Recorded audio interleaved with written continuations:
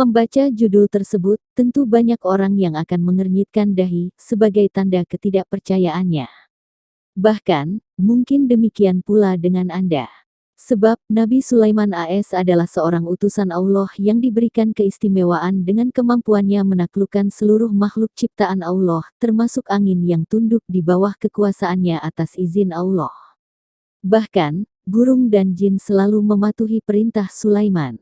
Menurut Sami bin Abdullah Al-Makhluts, dalam bukunya Atlas Sejarah Nabi dan Rasul, Nabi Sulaiman diperkirakan hidup pada abad ke-9 sebelum Masehi, 989 sampai 931 SM, atau sekitar 3000 tahun yang lalu.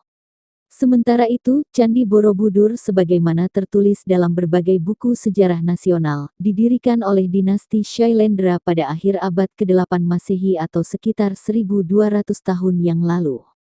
Karena itu, wajarlah bila banyak orang yang mungkin tertawa kecut, geli, dan geleng-geleng kepala bila disebutkan bahwa Candi Borobudur didirikan oleh Nabi Sulaiman AS. Candi Borobudur merupakan candi Buddha. Berdekatan dengan Candi Borobudur adalah Candi Pawon dan Candi Mendut.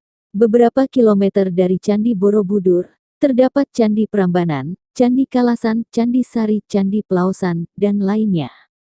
Candi-candi di dekat Prambanan ini merupakan candi Buddha yang didirikan sekitar tahun 772 dan 778 Masehi. Lalu, apa hubungannya dengan Sulaiman? Benarkah Candi Borobudur merupakan peninggalan Nabi Sulaiman yang hebat dan agung itu? Apa bukti-buktinya? Benarkah ada jejak-jejak Islam di Candi Buddha terbesar itu? Tentu perlu penelitian yang komprehensif dan melibatkan berbagai pihak untuk membuktikan validitas dan kebenarannya. Namun, bila pertanyaan di atas diajukan kepada Kiai Haji Fahmi Basya, ahli matematika Islam, itu akan menjawabnya, benar. Borobudur merupakan peninggalan Nabi Sulaiman yang ada di Tanah Jawa. Dalam bukunya, Matematika Islam 3, Republika, 2009, Kiai Haji Fahmi Basya menyebutkan beberapa ciri-ciri Candi Borobudur yang menjadi bukti sebagai peninggalan putra Nabi Daud tersebut.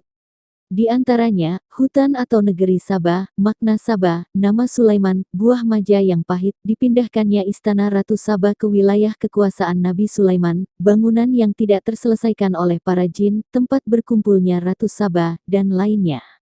Dalam Al-Quran, kisah Nabi Sulaiman dan Ratu Sabah disebutkan dalam surah An-Naml 27, 15-44, Sabah 34, 12-16, Al-Anbiya 21, 78-81, dan lainnya.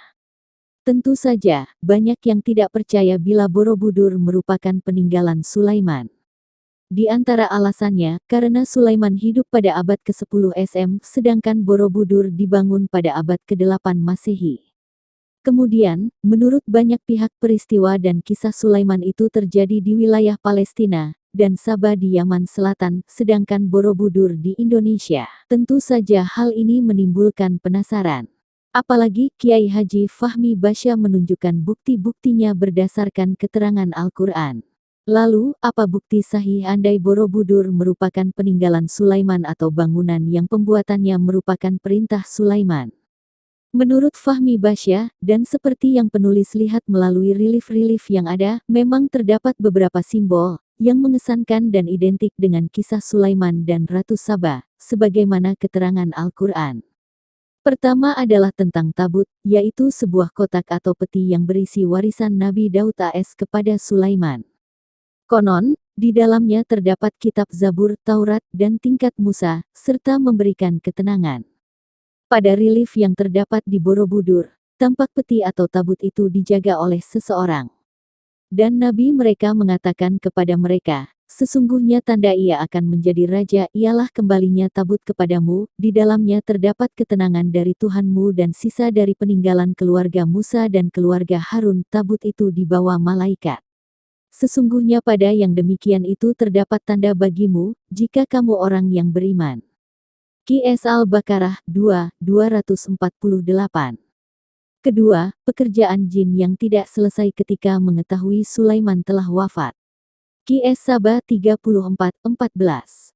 Saat mengetahui Sulaiman wafat, para jin pun menghentikan pekerjaannya.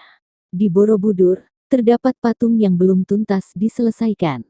Patung itu disebut dengan Unfiniset Solomon. Ketiga, para jin diperintahkan membangun gedung yang tinggi dan membuat patung-patung. Qs Sabah 3413. Seperti diketahui, banyak patung Buddha yang ada di Borobudur. Sedangkan gedung atau bangunan yang tinggi itu adalah Candi Prambanan. Keempat, Sulaiman berbicara dengan burung-burung dan hewan-hewan. Qs Naml 27-20-22. Reliefnya juga ada. Bahkan, sejumlah frame relief Borobudur bermotifkan bunga dan burung. Terdapat pula sejumlah relief hewan lain, seperti gajah, kuda, babi, anjing, monyet, dan lainnya. Kelima, kisah Ratu Saba dan rakyatnya yang menyembah matahari dan bersujud kepada sesama manusia. Qs Naml 27-22. Menurut Fahmi Basya, Saba artinya berkumpul atau tempat berkumpul. Ungkapan burung hut-hut tentang Saba karena burung tidak mengetahui nama daerah itu. Jangankan burung, manusia saja ketika berada di atas pesawat tidak akan tahu nama sebuah kota atau negeri, katanya menjelaskan. Ditambahkan Fahmi Basya, tempat berkumpulnya manusia itu adalah di Candi Ratu Boko yang terletak sekitar 36 km dari Borobudur.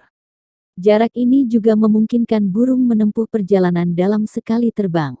Keenam, Saba ada di Indonesia, yakni Wonosobo. Dalam Al-Quran, wilayah Saba ditumbuhi pohon yang sangat banyak. Qs Saba 3415. Dalam Kamus Bahasa Jawi Kuno, yang disusun oleh Dr. Maharsi, kata wana bermakna hutan. Jadi, menurut Fahmi, Wana Saba atau Wonosobo adalah hutan Saba. Ketujuh, buah maja yang pahit. Ketika banjir besar, sel Al-Arim menimpa wilayah Sabah, pepohonan yang ada di sekitarnya menjadi pahit sebagai azab Allah kepada orang-orang yang mendustakan ayat-ayatnya.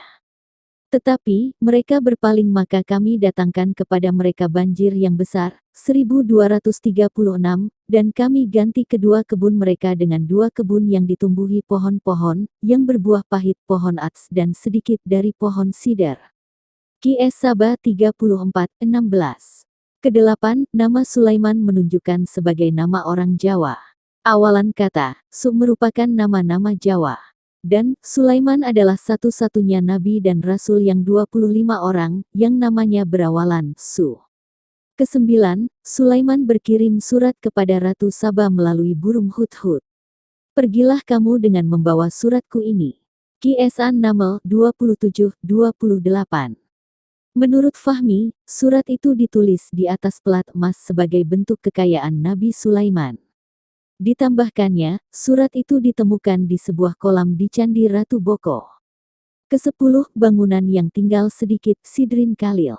Lihat Surah Saba 34:16. Bangunan yang tinggal sedikit itu adalah wilayah Candi Ratu Boko. Dan di sana terdapat sejumlah stupa yang tinggal sedikit. Ini membuktikan bahwa Istana Ratu Boko adalah Istana Ratu Saba yang dipindahkan atas perintah Sulaiman, kata Fahmi menegaskan. Selain bukti-bukti di atas, kata Fahmi, masih banyak lagi bukti lainnya yang menunjukkan bahwa kisah Ratu Saba dan Sulaiman terjadi di Indonesia. Seperti terjadinya angin muson yang bertiup dari Asia dan Australia. Qs Sabah 3412, kisah istana yang hilang atau dipindahkan, dialog Ratu Bilqis dengan para pembesarnya ketika menerima surat Sulaiman. Qs Naml 2732, nama Kabupaten Sleman, Kecamatan Salaman, Desa Salam, dan lainnya. Dengan bukti-bukti di atas, Fahmi Basya meyakini bahwa Borobudur merupakan peninggalan Sulaiman. Bagaimana dengan pembaca? Hanya Allah yang mengetahuinya. Wallahu a'lam.